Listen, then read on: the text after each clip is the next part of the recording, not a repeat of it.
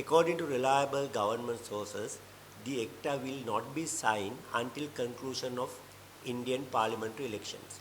As announced by Indian Election Commission yesterday, the election will be concluded on 4th of June. Therefore, according to government plans, there will be around 3 more months before signing the ETCA. We set 4 prerequisites for signing ETCA for the government. This is not for ETCA. In order to get the maximum benefit for Sri Lanka from bilateral free trade agreements, we must set these 4 conditions. Condition 1, the government must formulate a foreign trade policy. Without policy, we don't have criteria to evaluate whether an agreement is favorable or unfavorable for our nation. Unfortunately, we have no such criteria. That is why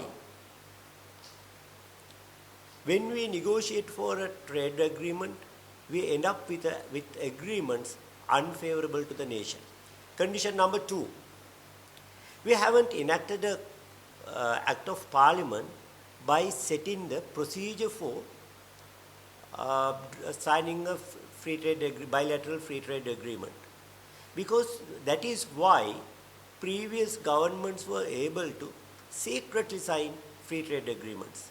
That is why foreign countries or foreign governments were able to win over our officials who sit for negotiations on our behalf.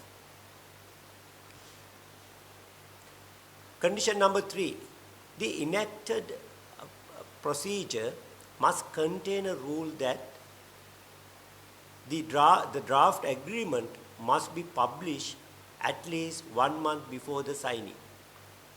And there must be a parliamentary debate at least for 2 days about the contents of the agreement and its negative and positive impacts.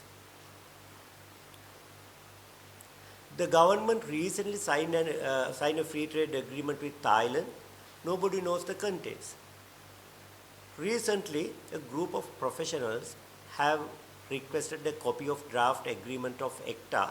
The Presidential Secretariat has refused to give it. Hence, publication of the draft agreement must be made mandatory. Condition number 4. Our first free trade agreement was signed in 1998 with India. That is the first agreement of India as well. Since then, we have signed free trade agreements with several countries such as Pakistan, Thailand, Singapore for the last 26 years. So we have a period long enough to evaluate the impact of these agreements. Unfortunately, our governments have never done such an evaluation. Therefore, government must evaluate the positive and negative outcomes of the previously signed free trade agreements and report to Parliament. We cannot benefit out of any free trade agreement without fulfilling these 4 prerequisites.